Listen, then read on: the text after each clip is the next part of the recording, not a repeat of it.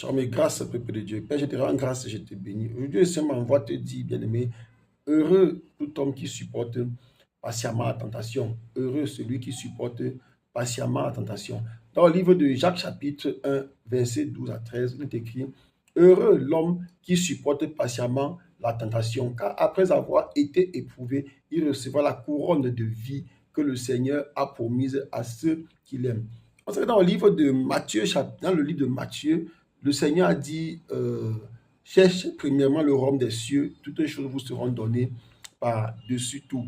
Donc, le royaume des cieux, en tant qu'enfant de Dieu, la vie éternelle est prioritaire. Or, quand tu as la vie éternelle, tu as la protection de Dieu pendant que tu vis sur terre, même si Dieu protège aussi les païens, dans l'espoir qu'ils donneront leur vie à Jésus et être sauvés. On a vu après la mort de Jésus, Hérode n'a jamais été frappé alors qu'il détestait Jésus, alors qu'il pouvait empêcher la mort de Jésus. Pilate n'a pas été frappé alors qu'il pouvait empêcher la mort de Jésus, c'était des autorités.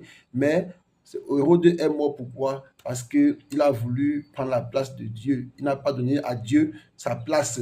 Donc Jésus, tellement il nous aime que même ceux qui l'ont humilié, ceux qui ont contribué à le faire tomber, il leur donne toujours l'espoir, il les met dans une situation d'espoir de salut. On a vu que Judas est allé se pendre par lui-même, alors que Pierre, de l'autre côté, a regardé l'avenir et il a dit, là, je ne tombe pas. Je préfère prendre ce qu'il y a devant moi là, parce que là, au moins, je sais que ce ne sont que des bonnes choses. Mais Judas, tout au contraire, a choisi le chemin de la perdition jusqu'à la fin. Je prie pour toi qui m'écoutes aujourd'hui, que tu sois de ceux-là qui choisissent, qui supportent patiemment la tentation. D'où vient la tentation? On sait que la tentation vient du malin. Le malin nous tente avec toute forme de ruse. Et quand nous résistons, comme les enfants de Dieu que nous sommes aujourd'hui, ils vont commencer avec des attaques t'empêcher de vivre une vie heureuse, t'empêcher de vivre en paix, t'empêcher de mener une vie telle que Dieu veut. C'est pour ça qu'on voit, par exemple, tu es peut-être dans un travail, la société t'empêche de graver les échelons, t'empêche d'avoir un bon salaire. Pourquoi? Parce qu'ils veulent que tu te trouves dans une situation de manque. Et une fois quand tu es dans la situation, on va envoyer quelqu'un qui va venir te proposer ce qui n'est pas bon. Même chose, les gens qui font des affaires, ils vont te dire pour réussir, si ce n'est pas tout le monde qui réussit. Et puis, ils vont t'attaquer, ils vont te visiter, te faire tomber, monter des coups.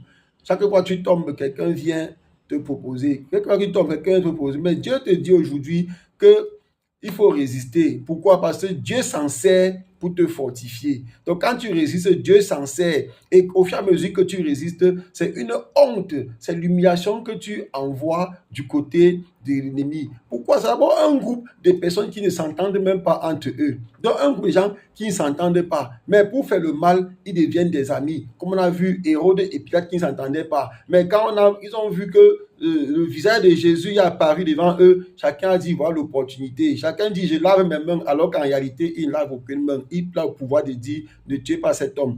Donc, bien aimé, ce que tu dois savoir, c'est que quand ces choses-là arrivent, le Seigneur dit que personne qui est en train de dire, c'est Dieu qui me tente. Quand ces choses-là arrivent, il faut relever la tête parce que Dieu est en train de se servir de cela pour te rendre encore plus fort, te rendre encore plus puissant, te rendre encore plus affermi. Et une fois que tu seras affermi, le Seigneur va alors déverser les bénédictions qu'il a promis pour toi. Et lorsqu'il va déverser les bénédictions qu'il a promis pour toi, qu'est-ce qui va arriver de ton côté? Les malins vont tomber, le méchant va tomber. Pourquoi? Parce que il faut bien que quand tu augmentes, quand tu grandis, que celui qui n'a pas voulu que tu grandisses, il faut bien que celui-là, que ce qu'il a récolté dans un sol amer, dans un sol jaloux, dans un sol pourri, dans un sol occulte, dans un sol méchant, que cela diminue aussi. Dieu ne déverse pas ses grâces sur les sols jaloux, sur les sols pourris, sur les sols qui manifestent l'envie, sur les sols des criminels. Dieu ne déverse aucune grâce là-bas. Aujourd'hui, le monde glorifie ce qu'on voit des yeux. Aujourd'hui, le monde glorifie ce qui tape à l'œil. Mais en réalité, tout ce qui tape à l'œil ne vient pas de Dieu. C'est là que le Seigneur nous dit, tout ce qui brille n'est pas or.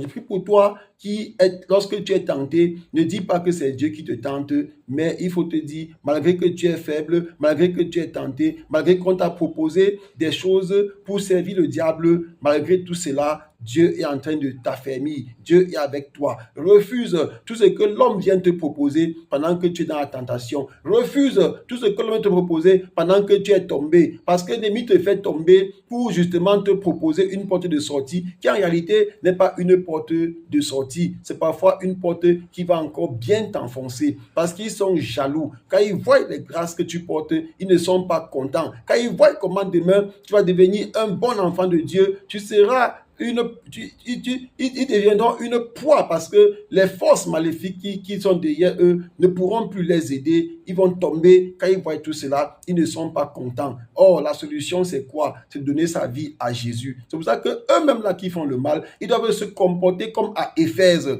Donc, les gens qui pratiquaient les arts magiques, au lieu de continuer à pratiquer leurs arts magiques, pratiquer la sorcellerie, pratiquer l'occultisme, pratiquer le vaudouisme, le maraboutat et tout ça, ils ont choisi la bonne voie, donner leur vie à Jésus en venant déclarer tout le mal qu'ils avaient fait, déposer toutes les mauvaises choses qu'ils avaient. On a brûlé cela. Ils ont confessé Jésus. Et la parole de Jésus, la parole de Dieu croissait en puissance et en force. Donc, je prie pour toi, bien-aimé, supporte patiemment la tentation. Parce qu'une fois que Dieu t'aura sorti de là, Dieu t'aura sorti du joug du malin. Une fois que tu as sorti de là, à travers des épreuves que tu as passées, beaucoup comprendront que c'est ça le vrai chemin et eux aussi donneront leur vie à Jésus. Soyez abondamment bénis. Amen.